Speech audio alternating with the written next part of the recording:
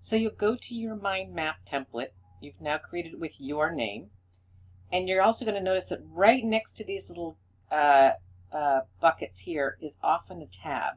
When you click on that tab, it actually opens it up. So you're going to want to write your current job. Who's your manager? Who are some of your colleagues?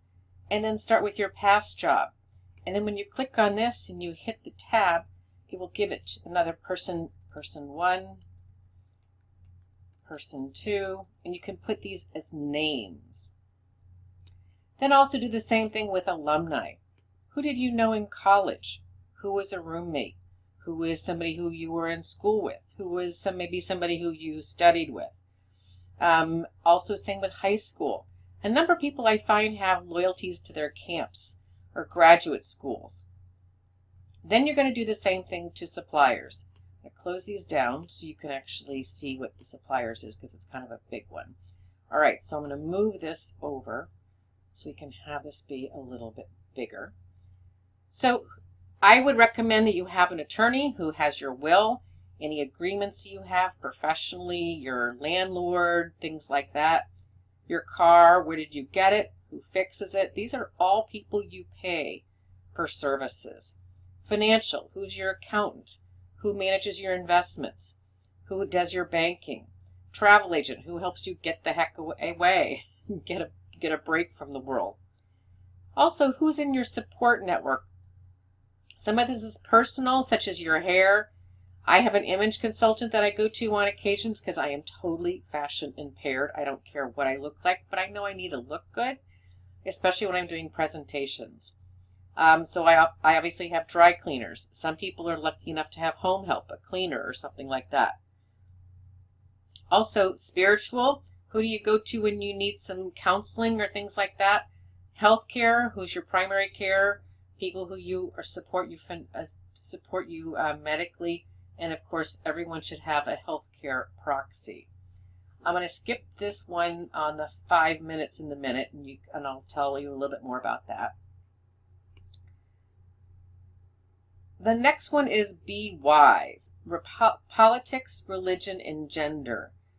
One of the things, particularly after this past election, is we found people who had politics similar to us or politics different to us. Sometimes we would connect and sometimes we would not. Same issues on gender. So one thing you want to take into consideration when you're networking and connecting people to each other is, will this be a conflict, or actually will this be something that actually works between two people? And let me back up to this 5-minute one, actually, because it actually really it connects to the healthcare proxy. Here's why.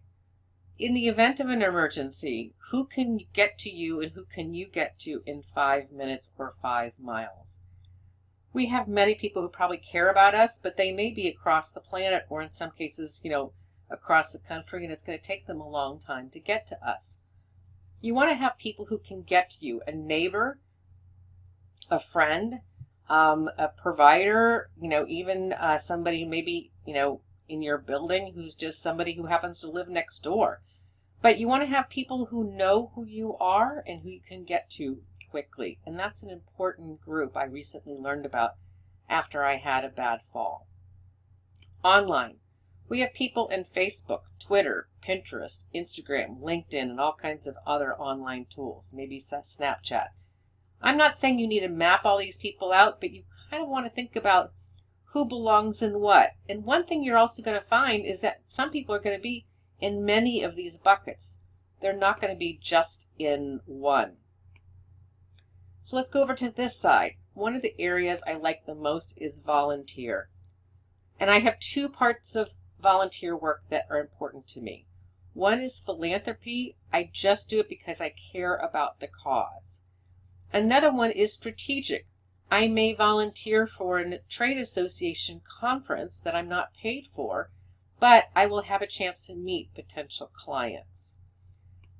Aspirational. Who are some people you'd like to meet? When I do this with my college students, they all want to meet Warren Buffett or Bill Gates. So, I'm not saying those are people who you should want to meet, but, who are some people who would be helpful for you that you would like to meet, and know why. Do you want to meet them because they're famous? Do you want to meet them because they're rich? Or do you want to meet them because you admire something that they've done and you want to find out more about that? Fan club. We all have fan clubs, and this is a very important group for you to identify. Who's the collection of people who like you and have championed you? And you're going to want to send them quarterly updates using a tool such as MailChimp or Constant Contact. I'll talk a little bit more about those details. But start thinking about the people who have championed you, people who've given you feedback, people who've supported you, people who've maybe said something to you that's been difficult. Maybe they gave you some feedback on something you kind of didn't want to hear. Family. So maybe you have a spouse or a partner. Maybe you have kids, pets, in-laws, former family from previous relationships, parents, grandparents, aunts, and uncles. Identify who these people are. Also with friends, again, there's going to be some people who are going to be crossing over from work friends. And somebody who you work with is also somebody who you work out with. Who knows? I have activity friends. These are not necessarily people who support me, but they're people who go to movies, go for a walk. And then there are people who support me. There are people who I call when I'm like, I'm really having a bad day and I need somebody to bounce this off of. Truth. You want to have people who tell you the truth. These are people who are going to say to you, you know what? You need to do a stretch assignment. You need to do something different. You maybe need to learn a skill, or you need to learn how to do public speaking, or how to give feedback, or how to manage. Often we'll have people who we have history with. I mean, these are people who we've known for a long time for whatever reason and whatever circumstances. And we may not see them very often, but there will always be a bond that we can go back to. And also the people who are close by. Those are often sometimes the people who are the 5 minutes, but in many cases, they may not necessarily be the people who will help you out in an emergency, but they are close by for activities or things like that. Then another group you want to identify is who the people you have fun with. Is it sports? Is it gym? Is it the outdoors? Is it movie, theater, whatever it might be? Identify who you go and have fun with. We have such a serious life and so many things are going on. Identify who is someone who you can just put your hair down and relax a little bit. Associations. So you're going to want to have some professional associations. I would have one of these be your industry. Another one maybe be your local community, such as a chamber. Another one would be a peer group. A peer group is a group of people who will give you feedback on your organization and your business and what's going on. This is especially important for those of us who work by ourselves. We need to have a place to go where we can have some feedback.